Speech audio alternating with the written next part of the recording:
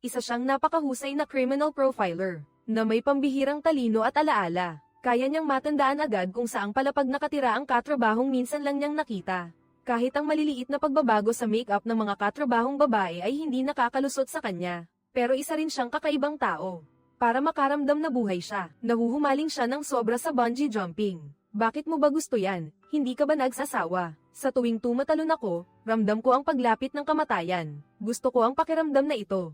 Sabi ng psychologist, unti-unti nang nawawala ang emosyon mo, dahil kapag may matinding stimulus lang o kaya ay nagsusuri ng mga kaso, tsaka mo lang nararamdaman na buhay ka. Gayunpaman, ang eksperto sa criminal profiling na ito, na may pambihirang memorya, ay nawalan ng alaala noong 10 taon ang nakalipas, sa gabing pinaslang ang kanyang pamilya. Noong panahong iyon, si Joanna ay isa pa lamang ordinaryong estudyante sa high school. Gaya ng dati, umalis siya ng paaralan ng alas 8 ng gabi. Sumakay siya ng bus pa uwi, at bandang alas 8:50, nakauwi na si Joanna sa kanilang mansyon sa subdivision ng mayayaman. Sanay niyang inilagay ang password sa pinto at itinulak ang mabigat na pinto, madilim sa loob ng bahay. Sobrang tahimik nito na nakakatakot.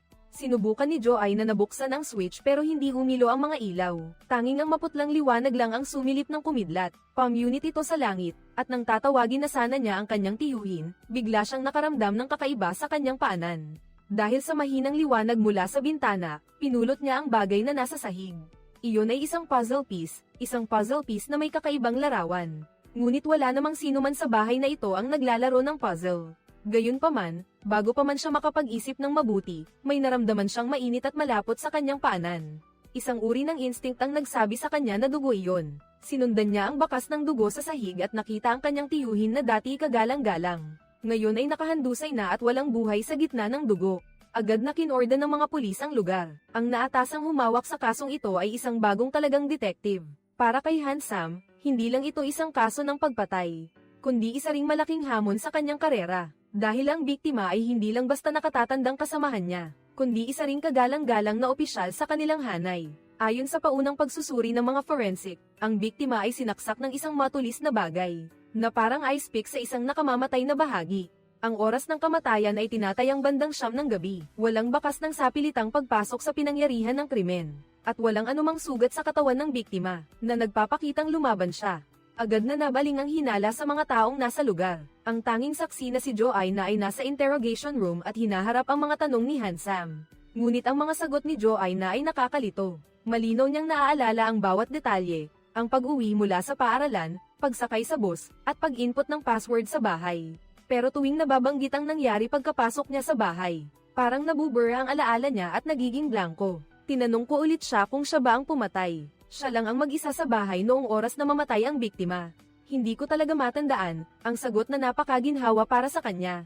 Dahil walang CCTV na direktang magpapatunay na si Joanna ang may sala, at bagamat kainahinala ang pagkawala ng alaala niya, hindi ito sapat na ebidensya para hatulan siya, at tapos na rin ang taning ng pagkakakulong niya.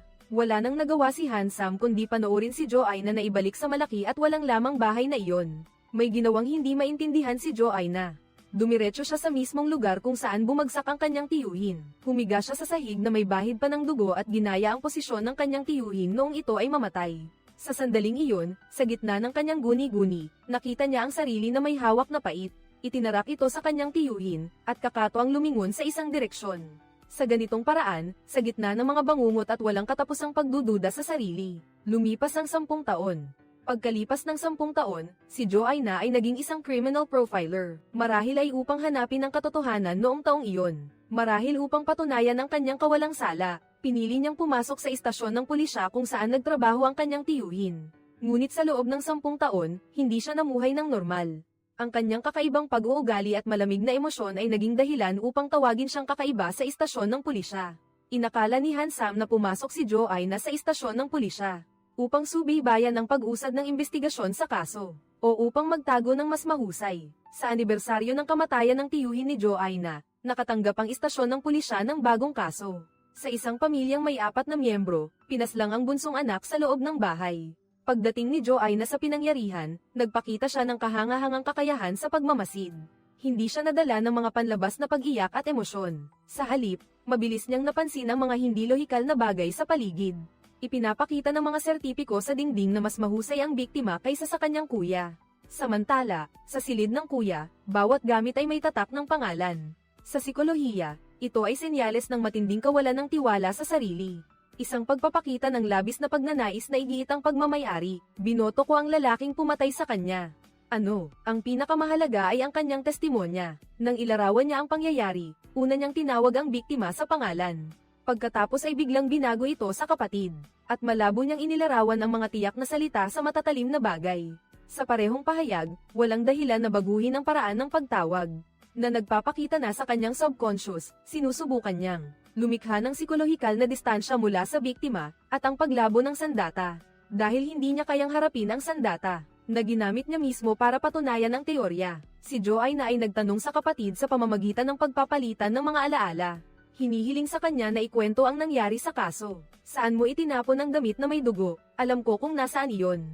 Sa ikalawang pagkukwento, bumagsak ang loika ng kapatid. Sa huli, bumagsak ang kanyang depensa sa isip at umamin na dahil sa inggit at matagal na pagpapabeya, aksidente niyang napatay. Ang kanyang kapatid, kasama ang pagpapakita ni Joanna ng kanyang kahanga-hangang talento sa paglutas ng kaso. Lalong lumala ang pagdududa ni Hansam. Pakiramdam niya, masyadong alam ni Joanna ang tungkol sa krimen. Alam na alam niya kung paano itago ang kanyang krimen ng perpekto. Kaya, nagpasya si Hansam na kumpirmahin muli ang kanyang hinala 10 taon na ang nakalipas. Siya mismo ang naglakad sa daan pauwi ni Joanna. Noong gabing iyon, alas 8 ng gabi, umalis siya sa paaralan. Ginaya niya ang ruta ni Joanna sa pagsakay ng bus, at talagang umabot ito ng mahigit 30 minuto. Ngunit dumaan siya sa isang maliit na daan na walang CCTV. Kung dadaan siya sa shortcut sa kaliwa, makakatipid siya ng 8 minuto. Bukod pa rito, ang daang ito ay tago at walang dumadaang tao. Tunay ngang perpektong lugar ito para sa krimen ng pindutin ni Hansam ang kanyang relo sa harap ng bahay ni Joanna. Lalo siyang nakasiguro na tagmang-tugma ang oras. Sa sandaling naramdaman ni Hansam na malapit na ang katotohanan, ang gulong. Nang tadhana ay muling umikot nang makatanggap si Joanna ng isang anonymous na package sa bahay. Mukhang ordinaryo lang ang package, pero sa sandaling buksan niya ito, nanlaki ang mga mata ni Joanna sa gulat. Agad na bumalat ang takot kay Joanna. Nagmamadali siyang tumakbo sa kanyang silid dala ang kahon na naglalaman ng mga ebidensyang napuno na ng alikabok. 10 taon ang nakalipas, nakuha niya ang piraso ng puzzle sa crime scene noon.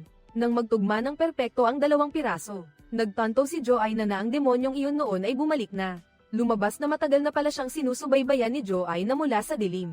Pinapanood ang paglaki at paghihirap niya, at ngayon, nagpasya na siyang simulan muli ang laro. Ang pirasong ito ay hindi lang isang hamon, kundi isa ring malinaw na babala ng kamatayan na may mga bagong biktima na naman. 10 taon ang nakalipas, nasaksihan niya mismo ang malagim na kamatayan ng kanyang tiyuhin. Iyon ang bangungot ng kanyang buhay. Ngunit pagkalipas ng 10 taon, bilang isang forensic sketch artist, muli niyang natanggap ang regalo ng mamamatay tao. At sa tuwing may namamatay, isang bagong piraso ang ipinapadala. Mukha itong isang madugong ritual, nang magkasya ang 2 piraso. Isang nakakatakot na imahe ang lumitaw sa harap ng kanyang mga mata. Sa larawan, isang lubad ang dumaan sa bibig ng isang babae, na nakakonekta sa tainga ng isa pang babae. Mahigpit na humigpit ang lubad sa kalaban, at sa kanang bahagi ng larawan ay isang cotton candy cart na mukhang mainit. Sa likod ay 3 inosenteng bata ang naglalaro. Ang visual na kaibahan sa pagitan ng napakarahas at napaka-inosenteng tagpong ito ay tatak ng psikolohikal na katangian ng salarin. Hindi ito simpleng masamang biro lamang, kundi isang pahiwatig na nagbabala sa pagpatay.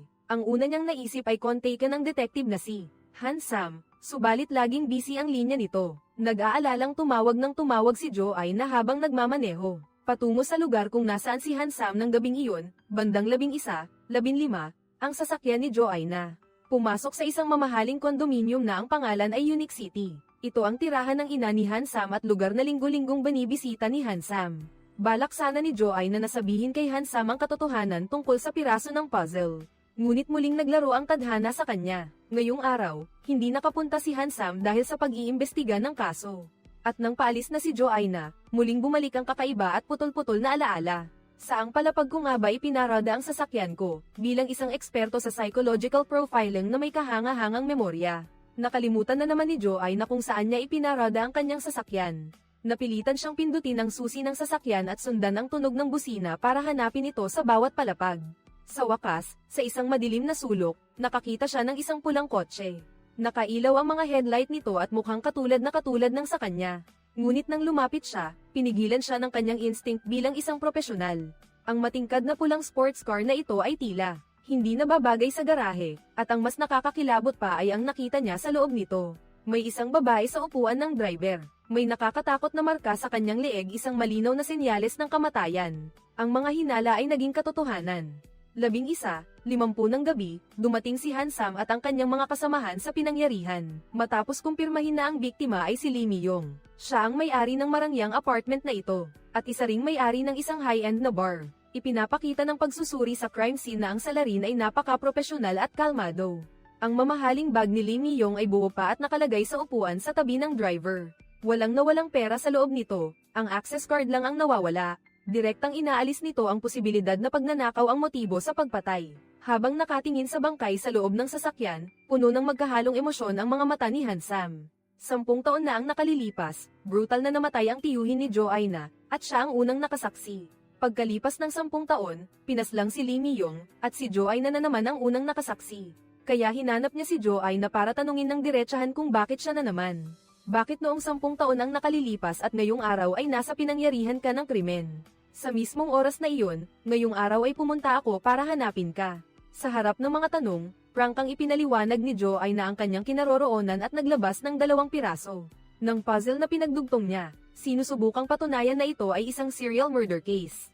Ipinaliwanag na ang salarin ay nagpapadala ng impormasyon sa kanya. Ngunit para kay Hansam, ang katotohanan ito ay parang katwiran lang ng isang baliw. Upang mapatunayan ang alibay ni Joanna, tinawagan pa ni Hansam ang kanyang ina. Kinumpirma ng kanyang ina na si Joanna ay tunay na pumunta sa bahay nila bago mag-alas 12. Bagaman may puwang sa oras kung kailan maaaring nakagawa ng krimen si Joanna. Ngunit maaari na itong ituring na isang pilit na paliwanag. Hinanap niya muli ang psychiatrist na tumitingin kay Joanna. Sinubukang itanong kung may nabanggit ba kamakailan si Joanna tungkol sa piraso o mga delusyon tungkol sa pagpatay, hindi ba? Ngunit tumanggi ang doktor na magbigay ng anumang impormasyon dahil sa pagprotekta sa privacy ng pasyente. Paano kung pumatay ang pasyente? Hindi ako sisigat ng anumang hypothetical na tanong. Ang investigasyon ay humantong sa isang dead end, ngunit ang mga pahiwatig ay nagtuturo sa sentro ng kapangyarihan. Hindi tumigil si Joanna sa pag-iimbestiga sa kabila ng pagdududa ng pulisya. Sinundan niya ang pakete at natuklasan na ang nagpadala ay gumamit ng prepaid na telepono. Ang lugar ng pagpapadala ay isang banyo ng lalaki sa bodega. Walang CCTV, walang fingerprint. Ang salarin ay parang multo, pinutol ang lahat ng posibleng pisikal na pagsubaybay. Hinala ni Joanna na ipinadala ng salarin ang mga piraso matapos patayin ang biktima. Ito ay isang pagmamayabang at isang paghamon. Sino ba talaga at bakit pagkatapos ng 10 taon ay ipinadala ito sa akin? Sa kabilang banda, bagaman nagpahayag si Hansam ng pagdududa kay Joanna, ang kanyang mga aksyon ay nagpakita ng propesyonalismo ng isang pulis. Pumunta siya sa bar na pinapatakbo ni Lee Mi-yong upang mag-imbestiga. Nagbigay ng mahalagang pahiwatig ang bartender. Noong gabi ng krimen, may nakausap na lalaki si Lee Mi-yong sa bar na ito. Kahapon, natuklasan sa call history ni Hansam ang huling tawag ni Lee Mi-yong. Bago siya mamatay ay noong 8:00 ng gabi, pagkatapos ay may tumawag ulit mula sa parehong numero noong 9:45. Pero hindi niya ito sinagot. Sinubukan ni Hansam na tawagan ang numerong ito, ngunit ang boses na narinig niya sa kabilang linya ay nagpatindig ng kanyang balahibo.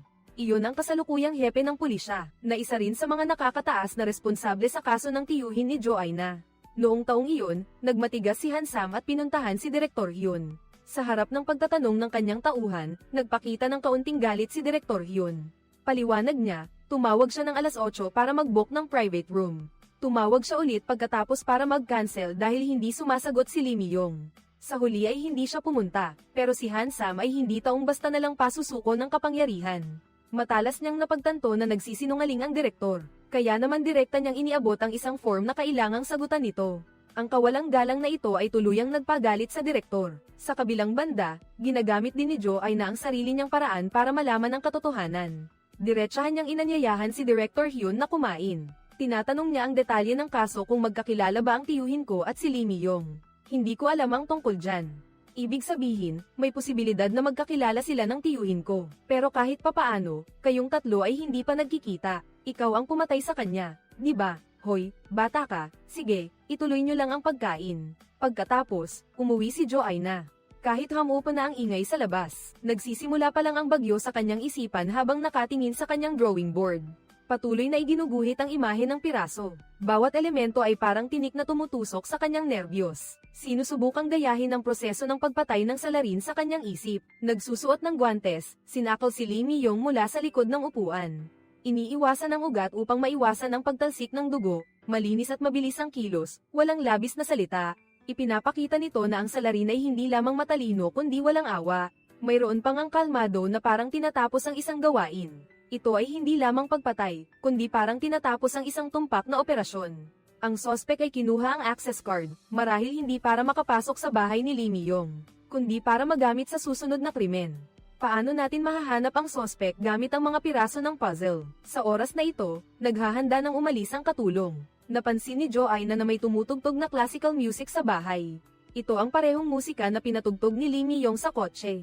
At ito rin ang tugtog na umalingaw sa pinangyarihan ng krimen 10 taon na ang nakalipas nang mapatay ang kanyang tiyuhin. Sa sandaling binuksan ng katulong ang pinto para umalis. Ang tunog ng click mula sa electronic lock ay agad na nagpaalala. Ang mga nakatagong alaala ni Joy na ay tila bumalik sa 10 taon na ang nakalipas. Nakita niya ang isang anino na nakatayo sa dilim, nakatitig sa kanya. Tila sa loob ng 10 taon, patuloy siyang pinagmamasdan ng salarin. Patuloy siyang hinihintay na magising. Kung nais ng isang tao na perpektong itapon ng isang bangkay, maraming nakakatakot na kwento ang kumakalat. May nagsasabing kailangan mong patuluin ang dugo sa banyo at hugasan ito. Pagkatapos, gamitin ang kutsilyo upang putulin ang mga buto sa maraming maliliit na piraso. Sa huli, ilagay sa malita at itapon sa ilalim ng lawa. Gayunpaman, sa modernong mundo ng forensic science, ang tinatawag na perpektong krimen ay madalas na isang pipe dream lamang ng mga kriminal, lalo na kapag nakatagpo ng kakaibang taong ito. Gaano man kagaling ang pamamaraan ng pagpatay, ito ay walang silbi. Bilang isang nangungunang criminal profiler, si Joy na ay may kakayahang magmasid na kinatatakutan ng mga kriminal. Gayunpaman, 10 taon na ang nakalipas, ang trahedyang pagkamatay ng kanyang tiyuhin ay naging bangungot na hindi niya malampasan. Sa kasong iyon, malinaw na naroon ka sa pinangyarihan. Malinaw na naramdaman mo ang salarin sa likuran mo. Ngunit dahil sa matinding takot at mekanismo ng depensa, nagkaroon ka ng post-traumatic stress disorder na naging sanhi ng pagkawala ng mahalagang alaala. Sa katunayan, sa mahabang panahon, pinahirapan ka ng mga nagkakawatak-watak na alaalang ito. Ngayon, kasabay ng pagbubuo ng mga piraso ng alaala, sa wakas ay nalutas na ang hindi pagkakaunawaan. Gayunpaman, ang paglitaw ng isa pang kasong pagpatay ay muling sumira sa katahimikan. Ang biktima na si Lee Mi-yong ay sinakal hanggang mamatay gamit ang lubid sa loob mismo ng kanyang sasakyan. Sa pagsusuri sa pinangyarihan ng krimen, natuklasan ng pulisya na hindi ito isang biglaang pangyayari. May isang residente ang nagbigay ng impormasyon na ang parking space ni Lee Mi-yong ay nakalaan talaga para sa ibang tao. Ngunit sa loob ng ilang panahon bago ang krimen, sino mang pumarada sa pwestong ito ay tinutusok ang gulong o kinakalmat ang sasakyan. Dahilan para lumipat ang mga may-ari ng sasakyan. Nagkataon lang ba ito? Hindi. Matagal na pinagplanuhan ng salarin ang lahat. Pagkatapos, muling bumalik si Hansam sa underground parking lot, sa pamamagitan ng pag-adjust sa liwanag ng camera footage. Natuklasan niya ang isang nakakagulat na detalye nang pumasok ang sasakyan ni Lee Mi-yong sa parking lot. May lubid na nakasakal sa leeg niya. Ibig sabihin, hindi nag-abang ang salarin sa parking lot, kundi nasa loob na ng sasakyan bago pa sumakay ang biktima. Sa patuloy na investigasyon, lumitaw ang pangalan ng isang lalaki, si Kang Chi-mok. Siya ang dating kasintahan ni Lee Mi-yong, ayon sa ama ng biktima. Sa nursing home at testimonya ng bar staff, si Kang Chi-mok ay may mabangis na hitsura, mainitan ng ulo, at may matinding alitan sa pera kay Lee Mi-yong. Higit sa lahat, natagpuan ng pulisya sa headrest ng upuan sa kotse ni Lee Mi-yong ang isang hindi kumpletong fingerprint. Matapos ikumpara, ito ay kay Kang Chi-mok. Lahat ng ebidensya ay tila tumuturo kay Kang Chi-mok. Gayunpaman, nang kumilos ang buong homicide team, natuklasan nilang nawala na si Kang Chi-mok sa pamamagitan ng pagsubaybay sa lokasyon ng sasakyan. Natagpuan ng mga pulis ang sasakyan niya sa isang rest area. Sa expressway, nakakita ang mga pulis ng isang rolyo ng alambre sa loob ng sasakyan, nakatulad ng ginamit na pampasakal kay Lee Mi-yong. Tumakas kaya si Kang Chi-mok dahil sa takot? Mayroon bang anuman sa likod ng rest area na ito? Sa likod nito ay isang bundok at wala namang anuman. Sa likod ng rest area ay isang masukal na bundok. Para maiwasan ang landslide, nagtayo sila roon ng pader na may taas na 5 metro. Upang patunayan ang kanyang teorya, ipinamalas ni Hansam ang katigasan ng loob ng isang veteranong investigador. Personal siyang pumunta sa ilalim ng mataas na pader na iyon at ginamit ang lahat ng kanyang lakas, na ikinasugat pa ng kanyang mga palad, hanggang sa wakas ay nagawa niyang makaakyat ng may kahirapan. Pinatunayan ng kilos na ito na kung sapat ang lakas ni Kang Chimok, kaya niyang umakyat sa pader para tumakas, at ang bakas ay humantong sa isang motel sa tabi ng lawa, kadalasan itong lugar para sa mga lihim na pakikipagtagpo. Nang dumating si Hansam sa hotel, nag-check out na si Kang Chimok, ngunit dahil sa kanyang talas ng pakiramdam, naamoy niya ang matapang na amoy ng bleach sa banyo, at nakakita ng mga bahid ng dugo sa ilalim ng lababo na hindi pa nalilinis. Mabilis na kumilos ang Major Crimes Unit para magsagawa ng masusing paghahanap, at natagpuan ang marka ng gulong ng Malites sa tabi ng lawa ng Hansam. Hindi nagtagal, dumating ang rescue team at may nahukay silang mabigat na pulang malita. Nang buksan ang malita, lahat ay kinilabutan. Sa loob, hindi damit ang laman kundi mga piraso ng katawan ng tao na pinaghiwa-hiwalay. Walang ulo, walang mga paa at kamay, katawan lang. Instinctively, naisip ni Hansam na ito si Kang Chimok. Pagkatapos patayin si Lee Mi-yong, may pinatay na naman siyang iba. Ngunit si Jo-aina, pagtingin sa malita, ay may ibang conclusion. Hindi si Kang Chimok ang pumatay. Ang ibig niyang sabihin, hindi si Kang Chimok ang pumatay kay Lee Mi-yong, o hindi si Kang Chimok ang pumatay sa lalaki sa malita. Sabi mo hindi pareho. Sino ang bangkay sa malita? Maaari ba itong si Kang Chimok? Ang dahilan ni Jo-aina ay napakapaniwala. Ang pumatay kay Lee Mi-yong ay lubos na kontrolado. Ang crime scene ay nakakatakot na malinis at sa bawat pagkakataon ay nagpapadala ng piraso ng jigsaw puzzle bilang tanda. Ngunit ang modus operandi ng katulad na kaso sa pagkakataong ito ay bastos at puno ng emosyonal na paglabas. Pagkatapos, kinumpirma ng mga resulta ng pagtutugma ng DNA ang hinuha ni Jo-aina. Ang pugot na bangkay ay ang pangunahing sospek, si Kang Chimok. Agad na nabaligtad ang mga detalye ng kaso. Si Kang Chimok ay naging biktima mula sa pagiging sospek, kaya sino ang pumatay sa kanya? Pagkatapos, inilipat ni Jo-aina ang investigasyon sa asawa ni Kang Chimok, si Yong-im. Nang tanungin sa istasyon ng pulisya, ay tila labis na nagdadalamhati. Ngunit napansin ni Jo-aina na ang kanyang kalungkutan ay peke lamang. Si Lee Mi-yong ay malinaw na isang karaniwang pangalan. Ngunit hindi siya nag-atubiling sabihing hindi pa niya ito naririnig. Upang patunayan ang kanyang hinala, nagpa siya si Jo-aina na personal na pumunta sa bahay. Sa bahay ni Yong-im, napansin ni Jo-aina ang ayos ng silid. Natuklasan na matagal nang hiwalay ang mag-asawang ito. Sa harap ng sunod-sunod na psikolohikal na pag-atake ni Jo-aina, sa wakas ay nagpakita si Yong-im ng kaunting kahinaan. Inamin niya na minsan nang nagreklamo ang asawa niya na ang bahay na ibinigay kay Lee Mi-yong ay masyadong mahal. Iyon ang unang pagkakataon na narinig niya ang pangalang iyon. Ngunit isang mas malalim na sikreto ang nakatago sa nakaraan ni Yong-im. Mula pagkabata, wala siyang sariling silid hanggang sa edad na 13. Nagkaroon ng sunog sa bahay, at sa kasamaang palad ay namatay ang kanyang lola at ate.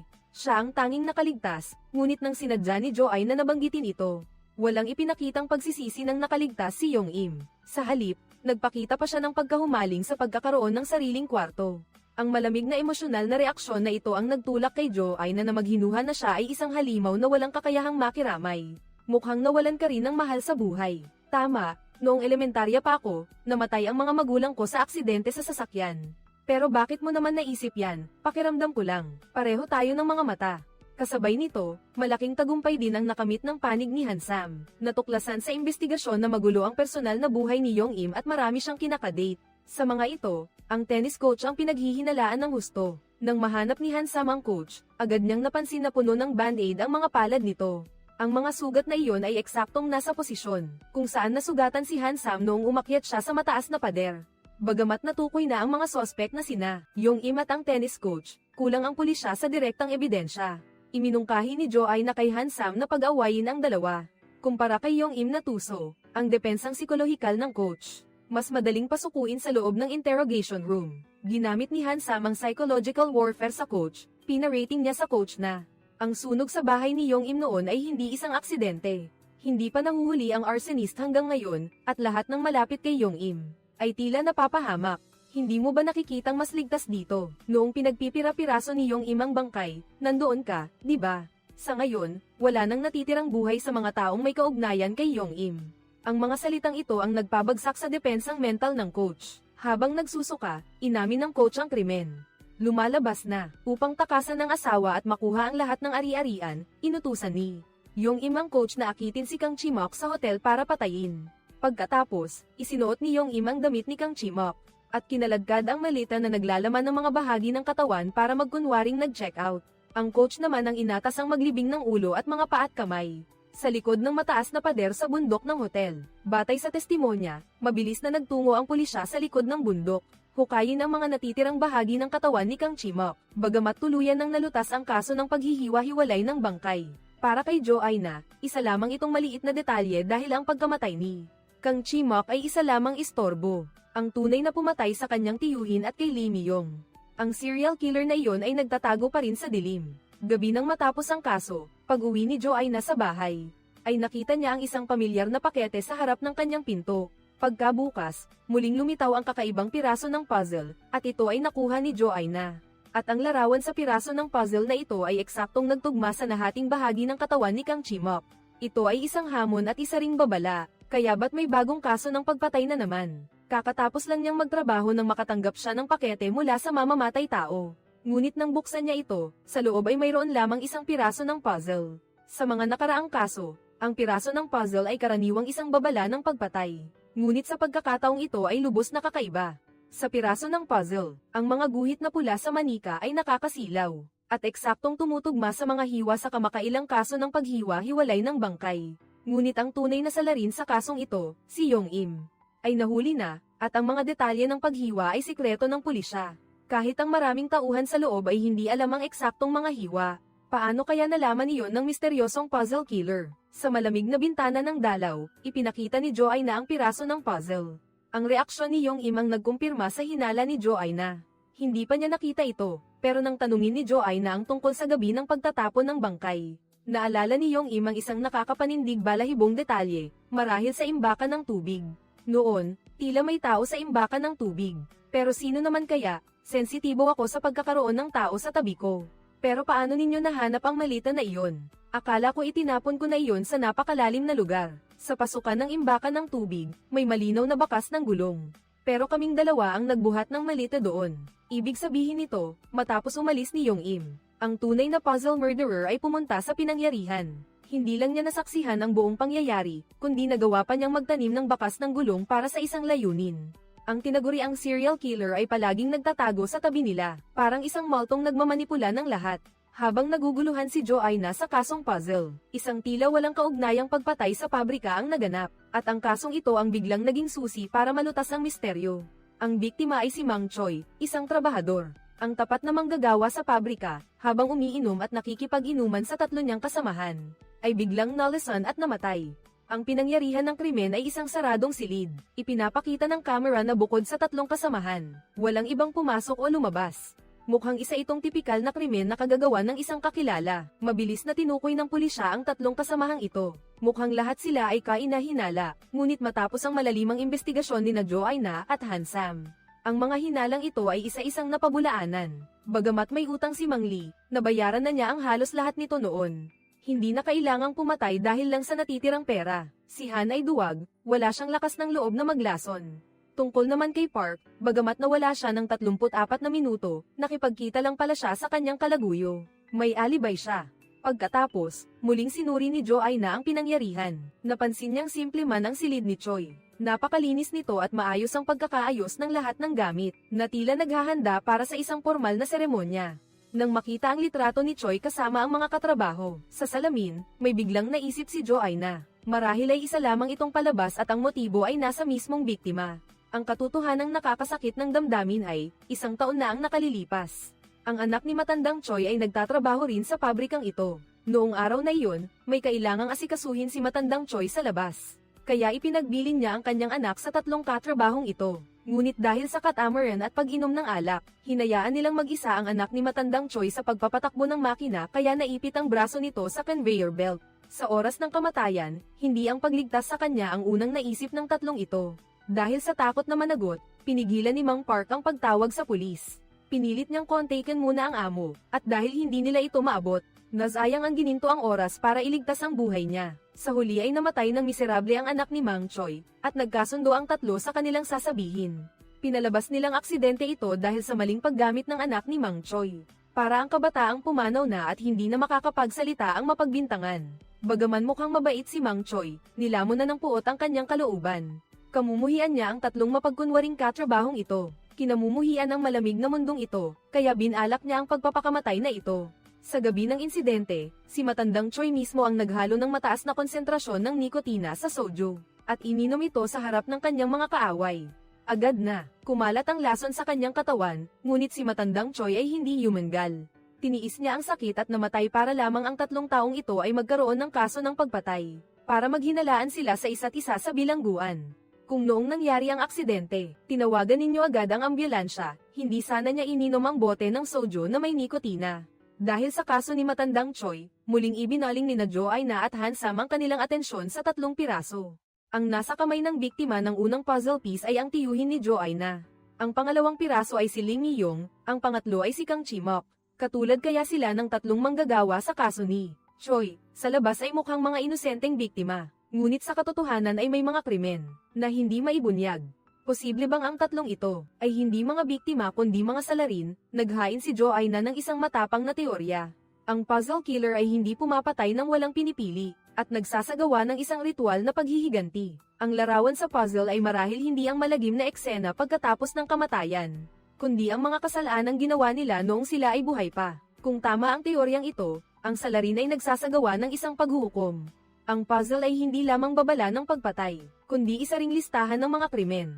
Agad na binago ni na Joanna at Hansam ang direksyon ng investigasyon. Hindi na nila itinuturing ang mga namatay bilang mga biktima lamang, kundi sinisiyasat na nila ang mga maruming transaksyon sa pagitan nila. Mabilis nilang natuklasan ang isang pahiwatig na si Kang Chimok. Bago mamatay ay madalas na nakikipag-ugnayan sa isang boss ng construction company, na nagngangalang Do Yoon-soo, ngunit nang puntahan siya ni Joanna, sinabi nito na hindi niya kilala si Kang Chimok. Nagpakita pa ito ng pagkainis at pinalaya si Joanna. Ang mga taong nabanggit ko ay pinatay ng iisang salarin. Marahil ay tinitignan na ng salarin ang susunod niyang target. Nagtatago sa isang lugar at naghihintay. Kung gusto ka mang patayin ng salarin, ano kaya ang magiging dahilan? Sa pagharap sa ganitong klaseng tuso na negosyante, gumamit si Joanna ng pagkukwento para magbigay ng babala ng kamatayan. Sinabi niya na may isang taxi driver noon na dahil sa bastos na pasahero, ay pinalo ang ulo nito ng martilyo, pero masyadong madumi ang paraang iyon dahil talsik ang dugo. Kung siya ang salarin, gagamit siya ng mas malinis na paraan. Halimbawa, ang paggamit ng matulis na karayom na itutusok sa likod ng batok. Sa unang cervical vertebra, isang tusok lang ay patay na, walang maiiwang bakas. Sinabi ito ni Joanna para takutin si Do Yoon-soo at pilitin siyang sabihin ang totoo. Pero ang resulta, nagalit si Do Yoon-soo at pinalaya si Joanna. Ngunit wala pang 24 na oras ang nakalilipas, nakatanggap ang pulisya ng ulat. Napatay na si Do Yoon-soo sa kanyang opisina. Ang sanhi ng pagkamatay ay unang tinukoy bilang myocardial infarction. Ngunit nang itaas ni Joanna ang buhok sa batok ng bangkay, may nakita siyang maliit na butas ng karayom, eksaktong gaya ng inilarawan niya kaninang araw. At kinabukasan matapos mamatay ni Do Yoon-soo, dumating ang ika-4 na piraso ng puzzle gaya ng napagkasunduan.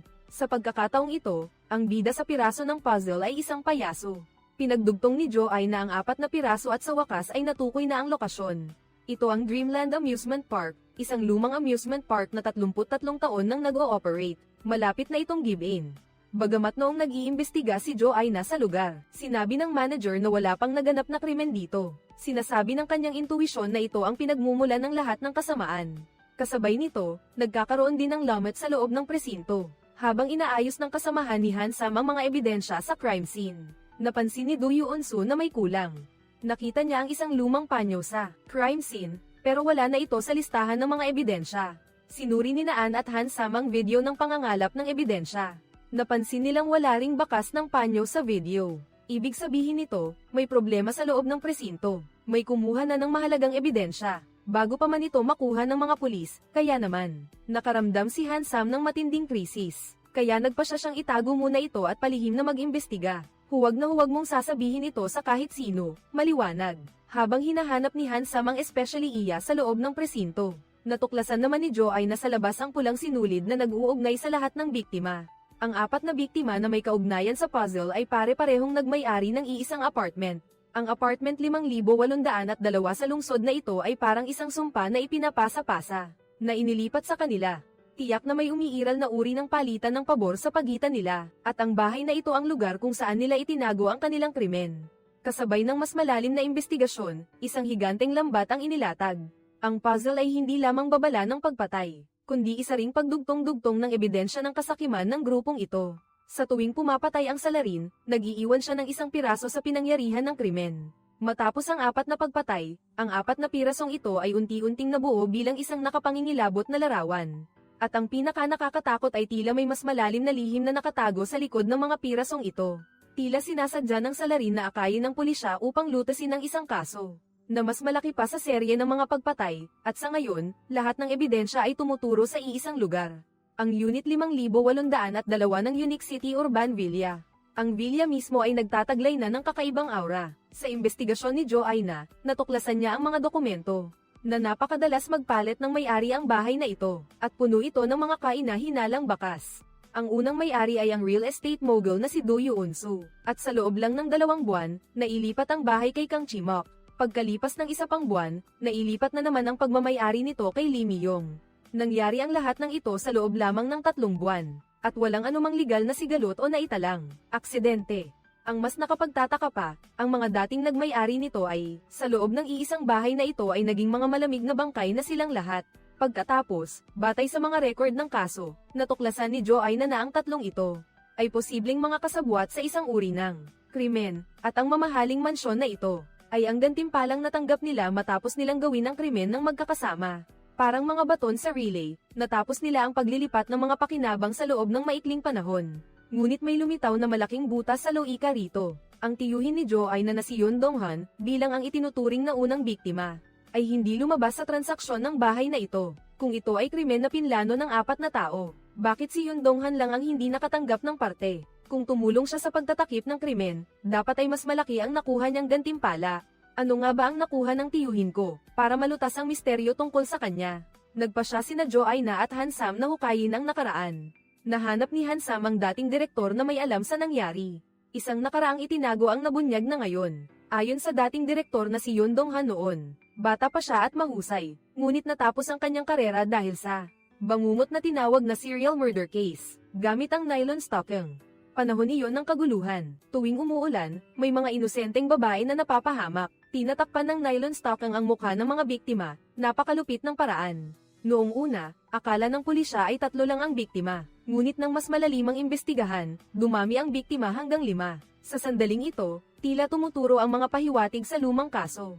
10 taon na ang nakalilipas, nang suriin ni na Joanna at Hansam ang mga files sa archive room. Nakatuklas sila ng isang kasong hindi gaanong kapansin-pansin. Bago pa man magbitiw si Yoon Dong-han, ang nakababatang kapatid ng huling biktima. Sa serye ng pagpatay gamit ang medyas ay nagsampa ng kaso laban sa isang reporter ng Mong Song Il-bo dahil sa paninirang puri. Ang dahilan ng pagsasampa ng kaso ay dahil ang reporter na iyon ay tinawag na pokpok ang biktima para lang makakuha ng views. Ngunit ang kasong ito, matapos tumagal ng 3 buwan, natapos na naman sa konklusyong walang naganap na krimen. Kung hindi mali ang ating hinuha, ang buhay ng biktima ay nasira dahil si Yoon Dong-han na nagtakip sa kaso ang siya mismong pumatay. Kaya ang kabilang panig ay biktima at salarin din sa kasong pagpatay gamit ang puzzle. Sa sandaling akala ng dalawa ay nakuha na nila ang mahalagang punto.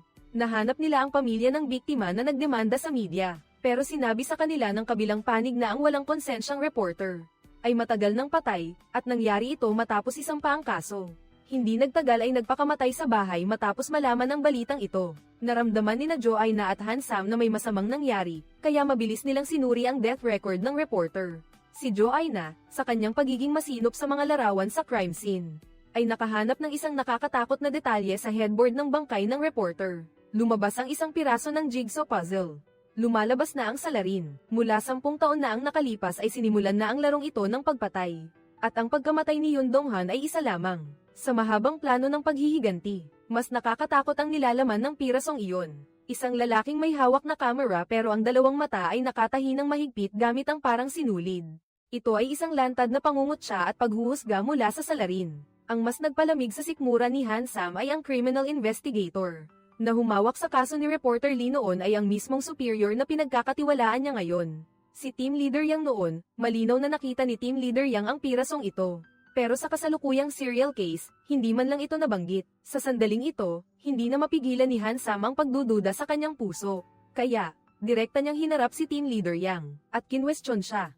Hindi nagpaliwanag si Team Leader Yang, ngunit ang katotohanan na ibinigay niya ay naglagay kay Hansam sa mas mahirap na sitwasyon. Lumabas na 10 taon na ang nakalipas. Ang lugar ng pagkamatay ni Reporter Lee ay ang apartment 212 sa Mokdong Apartment. Sa gabi ng insidente, si Joanna ay isang high school student pa rin, na nag-aaral kasama ang isang grupo ng mga estudyante sa silid 314 sa itaas. Ipinapakita ng camera na alas 12:05 ng umaga, lahat ng estudyante ay isa-isang umalis sa gusali. Wala lang talagang kuha si Joanna na lumalabas. Sa madaling salita, noong oras na mamatay ang reporter na si Lee, nasa loob si Joanna ng gusaling ito at walang alibay. Gusto ko sanang ipagpatuloy ang investigasyon sa pagpaslang kay reporter Lee, pero bigla akong inilipat sa punong himpilan ng ahensya.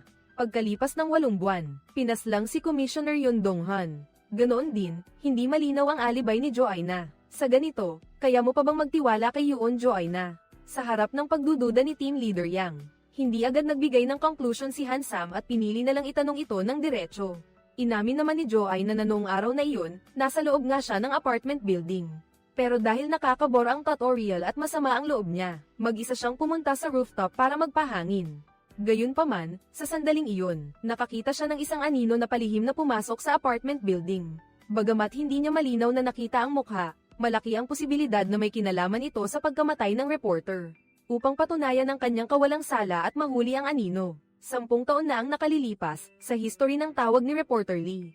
Natagpuan ni Joanna ang isang mahalagang tao, si Oh Chang-jin, ang huling nakausap ni reporter Lee bago ito mamatay. Hindi nagsabi si Joanna kahit kanino, nag-iwan lang siya ng mensahe kay Han-sam, at mag-isang sumakay ng eroplano papuntang Jeju. Gusto niyang personal na magtanong. Gayunpaman, isa itong bitag na inihanda para sa kanya. Nang gabing iyon, nag-aalalang tinawagan ni Han-sam si Joanna, ngunit sa telepono. Hindi iyon ang pamilyar na boses kundi ang malamig na anunsyo mula sa Jeju Police Station. Ano ang kaugnayan mo kay Officer Yoon Joanna? Ako ay kasamahan ni Officer Yoon Joanna. Maaari ko bang malaman kung ano ang nangyari? Mahirap itong ipaliwanag. Si Officer Joanna ay kasalukuyang nasa Jeju Police Station kasama namin dahil sa isang bagay. Ano iyon? Ipinadala ba siya para tumulong? Hindi. Siya ay sospek sa isang kaso ng pagpatay. Lumalabas na 10 minuto lang ang nakalilipas, ang mga patrol officer. Sa dalampasigan ay nakasaksi ng isang nakakatakot na pangyayari. Nakita lang ang kamay ni Joanna na mahigpit na nakahawak sa isang lubid. At ang kabilang dulo nito ay nakakabit sa mahalagang saksi ng paghahanap na ito. Oh Chang-jin, sa sandaling ito, si Joanna mula sa pagiging humahabol ay biglang naging kriminal. Nahuli sa akto ng hindi namamalayan, sa sandaling posasan si Joanna. Ang tunay na labanan ng talino ay nagsisimula pa lang, ang lalaking nangingisda lang ay pinuntirya. Ng serial killer, kinuha niya ang kutsilyo para ipagtanggol ang sarili ng kusa, pero napansin niyang walang tao sa paligid, gayunpaman. Hindi pa man siya nakakatayo ng matagal ay nagsimula nang lumabo ang kanyang paningin. Nang lumingon siya, agad na napuno ng takot ang kanyang mga mata. Ang mas nakapagtataka, nang lumitaw muli ang lalaki. Isa na siyang malamig na bangkay at walang bakas ng ibang tao sa pinangyarihan. Ang lahat ng hinala ay nakatuon kay Joanna na naroon noong oras na iyon. Gayunpaman, ang matalinong criminal profiler na ito, sa harap ng pagtatanong ng mga pulis, ay nagpakita ng kakaibang asal. Hindi lang siya tumangging magpaliwanag, nanatili pa siyang tahimik sa harap ng mga tanong nang. Dahil walang magawa, napilitan si Han-sam na kontaken ang dating psychiatrist ni Joanna na si Lee Sung-ju, sa pag-asang makuha nito ang katotohanan. Gayunpaman, may kasama pang ibang doktor si Dr. Lee, si Huang In-chan. Ang dalawang doktor na ito ay malapit kay Joanna, ngunit kahit kaharap na ang mga dating kaibigan, nanatiling malalim ang tingin ni Joanna at hindi nagsalita. Dahil ang dahilan kung bakit hinayaan ni Joanna na makulong siya ay dahil may naisip siyang nakakagulat na loika. Ang salarin na nagpadala sa kanya ng puzzle piece ay umaasang mahahanap niya ang katotohanan. Kaya naman, bago pa man mabunyag ang katotohanan, hindi hahayaan ng salarin na may mangyaring masama sa kanya. Hindi rin hahayaan na mawalan ka ng kalayaan, kaya sa sensitibong panahong ito ay ikukulong ka. Sino mang dumalaw sa iyo, malaki ang posibilidad na siya ang salarin. O kaya naman ay may malapit na ugnayan sa salarin. Kunin mo ito at imbestigahan ang aking alibay. Mabilis na kumilos si Han-sam, at ang resulta ng investigasyon ay nakakagulat. Ngunit nakahinga rin sila ng maluwag. Sa oras na mamatay si Oh Chang-jin, si Joanna ay tunay na nakasakay sa taxi, at ang dahilan kung bakit siya lumitaw malapit sa pinangyarihan ng krimen ay dahil habang naghihintay siya sa traffic light, isang misteryosong lalaking nakamotor ang kumatok sa bintana ng sasakyan, at ibinigay sa kanya ang nakamamatay na piraso ng puzzle. Matapos siyang mapawalang sala, mabilis na bumuo ng Special Investigation Team sina Joanna at Han-sam. Bagamat pinalaya na si Joanna, hindi pa rin nawawala ang pagdududa sa kanyang isipan. Una niyang pinaghihinalaan ang dalawang doktor. Ang babaeng doktor na si Lee Sung-ju ay inimbitahan ni Han-sam. Makatwiran ito, pero bakit kasama rin ang lalaking doktor na si Huang In-chan? Gayunpaman, Habang lumalalim ang investigasyon, ang lahat ng ebidensya ay nagsisimulang tumuro sa ibang tao. Ang team leader ng Homicide Division na si Yang. Nang suriin ni Hansam ang record ni team leader Yang, nakatuklas siya ng isang nakakagulat na pagkakataon.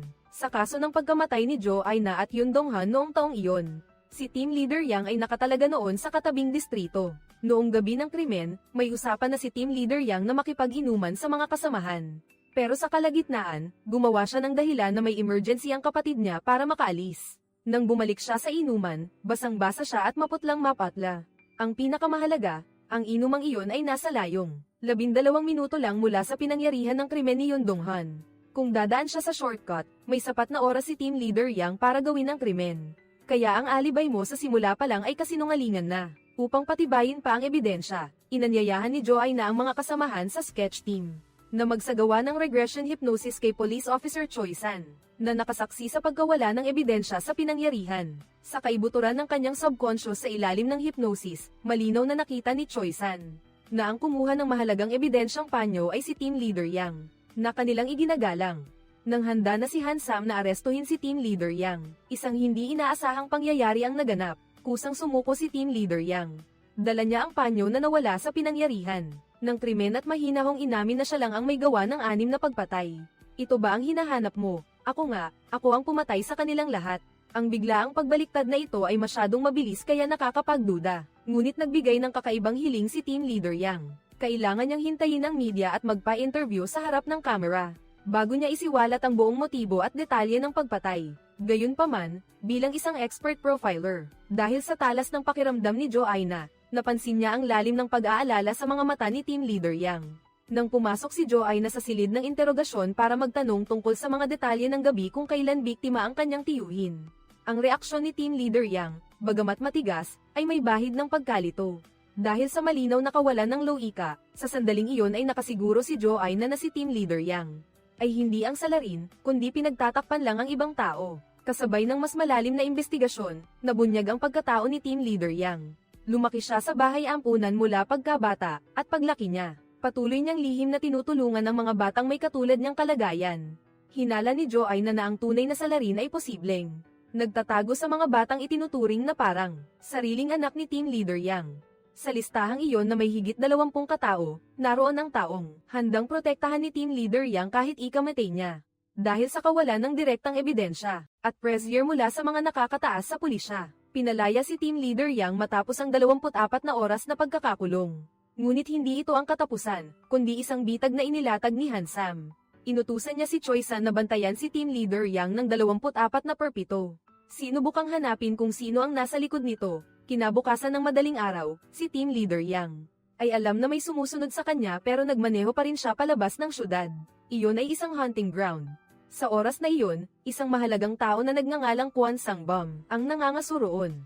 Sinundan siya ni Choi San hanggang doon at naakit ng putok ng baril sa malayo, pero biglang bumalik si team leader Yang at pinatulog siya sa isang hampas. Kinuha ni team leader Yang ang baril ni Choi San pero hindi siya sinaktan.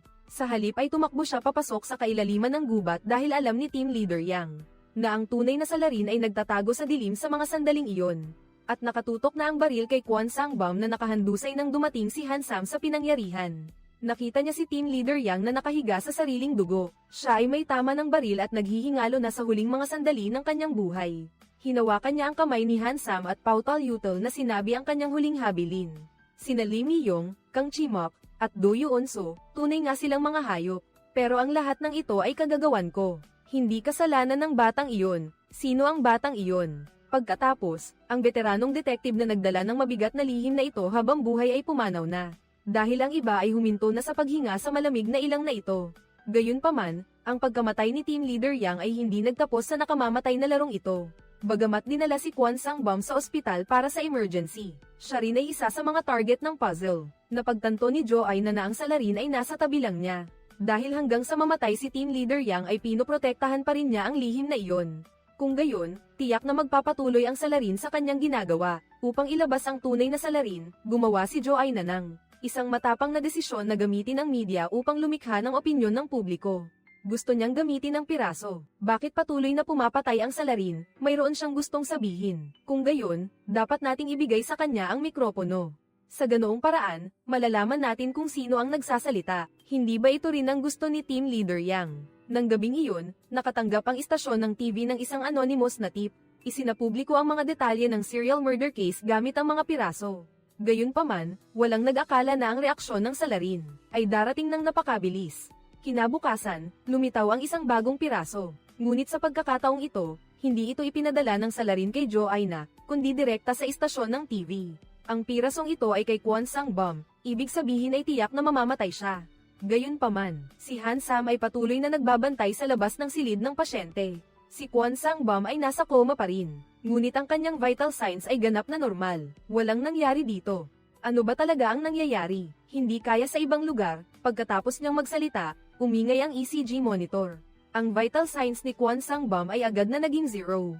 Kahit na sa ilalim ng mahigpit na pagbabantay ng pulisya. Kahit na binayaran ni Team Leader Yang ang kanyang buhay, ang ikapitong biktima ay hindi pa rin nakatakas sa kamatayan. Hindi inaasahan, ang propesya tungkol sa pagkamatay ng piraso ay muling natupad. Nakatayo siya sa pinangyarihan ng krimen, nakapikit ng mahigpit. Sa susunod na segundo, lumitaw na siya sa ibang mundo. Dito, may hawak siyang shotgun at tinutok ito sa lalaking nasa harapan niya. Gayunpaman, nang handa na siyang hilahin ang gatilyo, biglang may lumitaw na anino. Ang aksyon na ito ay ganap na bumaliktad sa lahat ng kanyang plano. Nang makita ang lalaki na handa nang tumakas, hindi nag-atubili si Joanna at binaril siya ng 2 beses. Ngunit sinadya niyang iwasan ang mga mahihinang punto. Mukhang ang salarin, dahil sa pakikialam ni Yang Jung-ho, ay hindi tuluyang pinatay si Kwon Sang-bum. Kaya, ano ang relasyon ng salarin at ni Yang Jung-ho? Lumabas na ang lahat ng nangyari ay pawang mga imahe lamang, na inisip ni Joanna. Mayroon siyang ugali na tumayo mula sa pananaw ng salarin upang buuin ang motibo ng krimen. Kung malilinaw lang natin ang koneksyon ng serial killer kay Team Leader Yang, baka makita natin ang totoong salarin. At bago iyon, ang ikapitong biktima ng Jigsaw murder case, si Kwon Sang-bum, ay namatay sa ospital. Ipinakita ng autopsy na namatay siya dahil sa pagkalason. Matalinong hinulaan ni Joanna na ang salarin ay malamang na may kaalaman sa medisina. Sa ganoong paraan, walang makakaalam na nakumpleto niya ang pagpatay sa pamamagitan ng pag-iniksyon. Sa pahiwatig na ito, muling pumunta si Joanna sa ospital. Sa pagkakataong ito, ang target niya ay si Dr. Huang In-chan. Sa loob ng opisina ni Huang In-chan, nakakuha ng atensyon ni Joanna ang isang painting sa dingding. Dahil sa isang sulok na hindi madaling mapansin, may nakatagong maliit na titik. Ang titik na ito at ang puzzle piece na natanggap ni Joanna noon, na may pirma sa likod, ay magkamukhang magkamukha. Pagkatapos, sa bahay ni Dr. Huang In-chan, nakatuklas pa si Joanna ng mas maraming painting na may marka. Tila nabuo na ang lahat ng ebidensya sa puntong ito. Si Dr. Huang In-chan ang serial killer na gumagamit ng puzzle piece para ipahiwatig ang kamatayan. Subalit nang malapit na siyang arestuhin ng mga pulis, kusa namang tumawag si Dr. Huang In-chan para tanungin sila kung ano ang basihan nila sa pagsabing ang piraso ay galing sa salarin. Hindi pa man nakakatugon si Han Sam ay pinatay na ang tawag. Pagkatapos, gamit ang mga teknikal na pamamaraan, natukoy ng pulisya ang lokasyon ng telepono. At nang suriin ang dashcam sa malapit, nakita sa kuha na ang tumawag ay si Dr. Huang In-chan. Tila hindi na maitatanggi ang ebidensya. Lahat ng hinala ay nakatuon sa doktor na may kakaibang hilig sa sining. Sa harap ng matibay na ebidensya, dinala si Huang In-chan sa silid ng interogasyon, ngunit ang susunod niyang pahayag ay nagdulot ng mas malalim na kalituhan sa kaso. Hindi ko rin masyadong alam ang kahulugan ng painting. Sinabi lang niya sa akin na iguhit iyon, pag-amin ni Huang In-chan tungkol sa pirasong iginuhit niya. Ngunit iginiit niyang sumunod lang siya sa utos ng iba, at ang taong nagpagguhit sa kanya ay isang kaklase, na nakilala niya noong internship, ang kaysa isang kaibigang pinagkakatiwalaan niya sa mundong ito. Ang psychotherapist na si Lee Sung-ju. Lumabas na may lihim na mahirap sabihin si Huang In-chan. Siya ay kabilang sa sexual minority. Sa konserbatibong lipunan na ito, si Lee Sung-ju lang ang nakakaalam at nagpaparaya sa kanyang sikreto dahil sa tiwala sa kaibigan. Pumayag siyang tulungan si Lee Sung-ju na ipinta ang mga kakaibang larawang ito, nang hindi iniisip na ang mga larawang ito ang magiging babala, bago ang pagpatay. Ang mga salita ni Huang In-chan ay nagpagulat kay Joanna. Hindi niya akalain na ang taong laging nakikinig sa mga problema ni Joanna at tumutulong sa kanya ay ang babaeng doktor na siyang pumatay. Sa sandaling ito, nagising si Joanna. Naalala niya ang oras na natanggap niya ang pangalawang piraso. Ito ay matapos ang counseling session kay Lee Sung-ju, ang psychologist na laging nakikinig sa mga sugat ng aking kalooban at nagbibigay sa akin ng kal-iwan. Ay ginagamit pala ang kanyang posisyon para alamin ang takbo ng investigasyon ng pulisya. at lihim pang kinokontrol ang mental na depensa ni Joanna. Dahil dito, mabilis na nagpunta si Joanna sa bahay ni Lee Sung-ju. Bagamat wala na roong tao, sa isang madaling makitang lugar, nahanap niya ang ika-8 piraso para malaman ang motibo ni Lee Sung-ju. Sinimulan ni na Joanna at Han-sam na hukayin ang nakaraan niya, sa pamamagitan ng pagtatanong sa mga kaklase ni Lee Sung-ju noong high school. Pinagtagpi-tagpi nila ang hindi masayang pagkabata ni Lee Sung-ju. Ang tunay niyang pangalan ay Lee Sol at ang lugar na pinakaayaw niya ay ang amusement park. Dahil noong siya ay 7 taong gulang, nawala siya roon at nahiwalay sa kanyang ina. Pagkatapos ay dinala siya sa ampunan. Matapos ay type ang keyword na Dreamland Amusement Park, lumabas ang isang record mula 25 taon na ang nakalilipas tungkol sa nawawalang bata na si Lee Sol. At ang address na nakasaad sa ulat ng paghahanap noon ay ang Selin Restaurant, Sinjong A Market. Tugma ito sa impormasyong sinabi ni Team Leader Yang bago siya mamatay, eksaktong-eksakto. Ang sikat na lugar sa isang maunlad na lungsod. Ang kasalukuyang exclusive luxury apartment complex ay itinayo pala sa mismong kinatatayuan ng Sinjong A Market noon. 20 taon na ang nakalilipas para isulong ang urbanisasyon. Inaprubahan ng mga kinauukulan ang paggiba sa palengke. Para magtayo ng bagong gusali, ang developer noon ay si Do Yoon-soo. Para pabilisin ang proseso, kinuha nila si Kang Chimok, isang dating gangster, para maging leader ng demolition team. Ang sakim na si Lee Mi-yong naman ang nagmamanipula at nanlilinlang sa mga negosyante, at ang ina ni Lee Sung-ju ang may-ari ng Selin Restaurant. Noong panahong iyon, tumanggi siyang umalis sa kanyang pwesto. Hindi dahil sa laki ng bayad pinsala, kundi dahil naniniwala siyang kung babalik ang kanyang anak, tiyak na hahanapin siya nito sa kainang iyon. Gayunpaman, may hangganan ng pasensya ng mga kapitalista. Dahil sa panggigipit ng investor na si Do Yoon-soo, pinasok ni Kang Chimok at ng kanyang mga tauhan ang palengke. Para piliting umalis ang mga negosyante, naghagi sila ng mga Molotov cocktail na mabilis na nawalan ng kontrol. Agad na naging dagat ng apoy ang Sinjong Market. Sa trahedyang ito na kagagawan ng tao, ang ina ni Lee Sung-ju, sa pagtatangkang protektahan ang huling pag-asang naghihintay sa kanyang anak, ay naipit sa bumagsak na mga poste at nasunog ng buhay sa gitna ng malaking apoy. Nakapanghihinayang, narinig ko na may isang alin na nagtitinda ng pagkain na natutulog noon. Hindi na nakatakas sa sunog. Natanggap ko na rin ang ulat tungkol dyan. Hindi mo kailangang mag-alala ng sobra, total marami namang petrol bomb sa pinangyarihan. Dati pa namang may panganib ng sunog. Ang paglikha ng obra maestra ay laging may katumbas na kapalit. Ang pinaka-nakapanlulumo ay noong nangyari ang lahat ng ito. Ang tiyuhin ni Jo ay na si Yoon Dong-han ay tumanggap ng suhol at nag-utos na huwag makialam. Ang paiskal na si Kwon Sang-bum ay nag-imbento ng mga dokumento ng kaso. Ginawa nilang masama ang biktima at pinalabas na siya ang nagpasimula ng sunog. Ang mga reporter na tumanggap ng suhol ay nagpakalat ng maling impormasyon para suruan siya. At ang utak na nasa likod ng lahat ng ito ay walang iba kundi si Assemblyman Kim. Ang kasalukuyang may mataas na posisyon noon, si Team Leader Yang, ay nasa pinangyarihan din ng insidente. Siya lang ang may konsensya. Nasaksihan niya ang trahedya ngunit hindi niya ito napigilan. Nang maglaon, nahanap niya si Lee Sung-ju na nagpalit na ng pangalan. Ibinigay niya rito ang tanging naiwang gamit ng ina nito at sinabi ang katotohanan. Sa sandaling iyon, gumuho ang mundo ni Lee Sung-ju. Akala niya ay iniwan siya ng kanyang ina, ngunit nalaman niyang namatay ito dahil sa paghihintay sa kanya. Sa huli, ang pagsisisi, galit, at puot ay naghalo-halo. Sa sandaling ito, nag-alab ang kanyang pagnanais na maghayganti, kasabay ng unti-unting pagbubunyag ng katotohanan. Hindi na rin nagtago si Lee Sung-ju at kusa siyang nagpakita kay Joanna. Iyon ay isang kapanatagan matapos maisakatuparan ng misyon. Sinabi niya kay Joanna na kung gusto nitong malaman ang katapusan ng lahat, ay sumama ito sa kanya sa isang lugar, pagkatapos ay huminto ang sasakyan sa natatanging lungsod. Ang marangyang apartment na itinayo sa ibabaw ng mga buto ng kanyang ina. Narito na tayo, sa loob ng room 5802 naroon ang susunod na piraso. Nang sirain ni Joanna ang pinto at pumasok sa silid, walang tao roon, tanging ang piraso lamang. Sa wakas, sa sandaling ito ay may narinig na malakas na kalabog ng mabigat na bagay sa labas ng bintana. Ang pinagmulan ng lahat ng trahedyang ito, si Congressman Kim, ay nahulog mula sa pinakamataas na palapag ng gusali. Bumagsak siya ng malakas sa lupa gaya ng hula ng puzzle piece.